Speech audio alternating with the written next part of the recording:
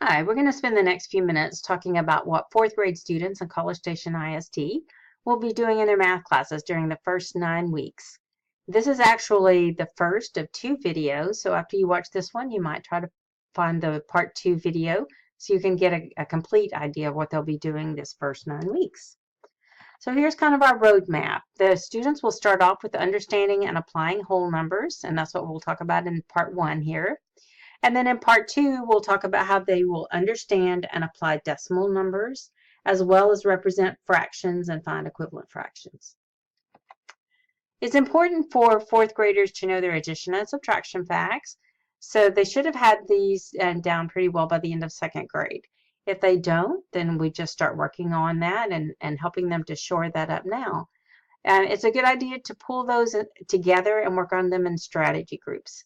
Maybe at first you just work on adding and subtracting 0. And once they have that down, then you keep working on that and adding and subtracting by 1. And then adding and subtracting 2. And working on their doubles. 8 plus 8 is 16. And 7 plus 7 is 14. And well, it's a subtraction. 18 minus 9 is 9. 4 minus 2 is 2. And then combinations that make 10, like 4 plus 6 is 10, 8 and 2 is 10, 10 minus 3 is 7. So we want to have it both ways, the addition and the subtraction. They also need to know their multiplication and division facts. They ideally would have had these memorized by the end of 3rd grade, but if they don't, we just work on them now. And again, we're going to give them in strategy groups. We're not going to try to make them memorize every single fact all at once. We're going to pull a group of them together, work on those, get really good at those, and then add in another group. So 4th grade students are going to represent the value of the digits in whole numbers through 1 billion using expanded notation and numerals. For instance, 458,291,047 can be represented in expanded notation, where we use parentheses and add those expressions together.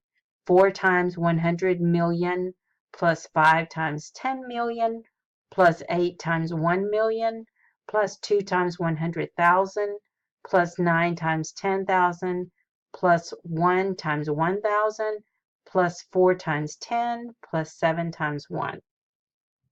They worked on this in 3rd grade, but we've increased the range of number. They're working with slightly bigger numbers than they did last year. They could also represent the place value of the digits. The same number, and we have 400 millions, 5 10 millions, 8 millions, 200 thousands, 9 10 thousands, 1,000, 4 tens, 7 ones. They could also represent it as expanded form, where they write down the value of each digit and add those together. And they worked on that actually all the way back to 1st grade with 2-digit numbers, and they continue to work on that each year. And again, each year we just increase the range of number, work with slightly bigger numbers. But the top one is expanded notation, and the bottom representation is expanded form. They also compare and order whole numbers to 1 billion and represent the comparisons using the symbols greater than, less than, or equals. And you can see in the first 4 rows, they are comparing just 2 numbers. And in the bottom 2 rows, they are comparing more than 2. Here, they're comparing 3 numbers. They could compare even more than 3 numbers using those symbols. They're going to round whole numbers to a given place value through the 100,000s place. And again, this is something that they worked on in 3rd grade, just with smaller numbers. Now we've increased the range of number, and they just need to understand where this number falls on the number line between 2 multiples of 10 or between 2 multiples of 100, 1,000, 10,000, so on. And then once they understand which 2 multiples it falls between, they have to identify which of those numbers is this given number closer to. And they can take one number and round it in several different ways. We took the number 24,953 and we rounded it to the nearest 1,000, to the nearest 10, to the nearest 10,000. They also are going to add and subtract whole numbers using the standard algorithm. So that's where they're looking for the exact answer. And then they also round to the nearest 10 or 100 or 1,000 or use compatible numbers to estimate solutions involving whole numbers. So we want them to be able to add and find the exact answer, but we also want them to be able to round off and get a good estimate.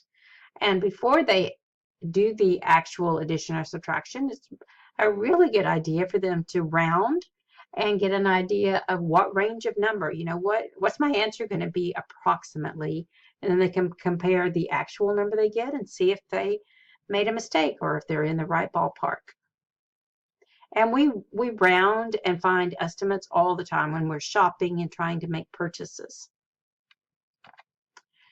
They also round to the nearest 10, 100, or 1,000, or use compatible numbers to estimate solutions involving whole numbers. And here we're really referring to word problems. They're able to use what they know about rounding, use what they know about finding the estimate to an addition or subtraction problem, and then they're just doing it from a word problem. John had $5,612 in the bank. He earned some more money, and now he has $7,135 in the bank. About how much more money did John earn? And we want the students to round the numbers before they do the calculation. So for instance, if I was going to round these to the nearest 100, I would round the first number to 5,600. I would round the other number to 7,100. So I'm going to round, and then I'm going to do the calculation. Then I'm going to subtract 7,100 minus 5,600. Words that tell you that they're looking for an estimate and not an exact answer are words like about, approximately, to the nearest 100 or 10,000, etc. Or if they ask for a best estimate. All of those tell the students that they don't have to find the exact answer. They just have to find an estimate. They have to find out about how much the answer would be. So if you want your student to do some more practice with these topics, you can go to this website and you will find a page of tiles with different math topics on it under online resources. And you just click on the topic that you're interested in, and several websites will pop up, and you can have your child do some very good, meaningful practice on those websites.